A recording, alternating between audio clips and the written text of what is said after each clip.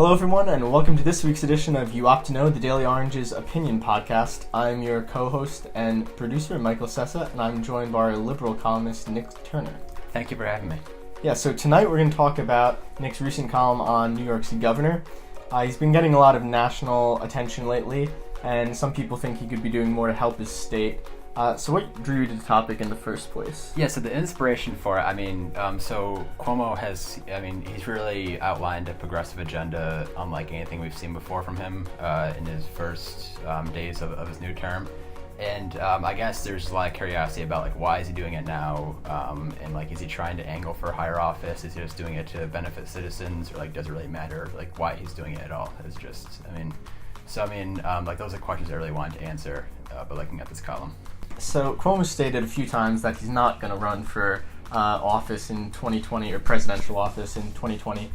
So why do you think he's taken such a hard public national stance against President Trump? Yeah, so for politicians, we can always assume that they're always thinking about their next election. And I think with Governor Cuomo, it's interesting because in New York, I don't think he really is looking to be in a competitive election anytime soon when it comes to his governor election. I think the next competitive election he would be in a higher office. So I think with him, I think his focus right now is to provide for New York citizens still, but also try to still be a national presence and angle for a potential higher office if he deems it necessary. So a 2017 Quinnipiac poll you referenced in your column showed that 54% of New Yorkers actually think Governor Cuomo should be a national leader challenging policies of the Trump administration, and 55% think that if he were to do so, that would be good for the state. So do you think there's a happy middle ground where Cuomo can simultaneously be a national presence, rebuking Trump, and also benefit his state? I think for a New York governor, I think they're always going to be a national presence, really. So I think with him, I think his main focus should be on the progressive agenda that he has outlined. And I think if you look at that from a national perspective, I think you can view that as a rebuke to President Trump, just as a rebuke to his policies, to his statements, whatever you want.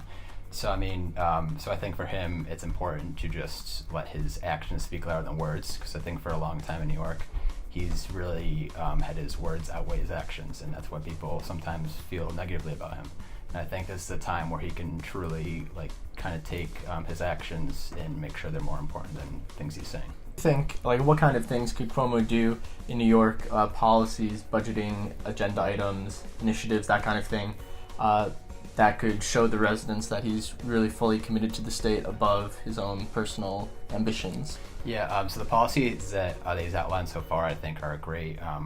There's voting reform, there is campaign finance reform, there was assuring reproductive rights, a lot of things like that are things that are overdue in New York, I think, really. I think his focus after he kind of implements his agenda should be to kind of just be a presence in New York, try visit upstate New York, try to have maybe town halls up here and things like that, just to show that he is a governor for the people of New York, to make sure that they don't think that he's trying to angle for a higher office, but rather that he's trying to still be a presence and make sure that he's recipient to the citizens of New York.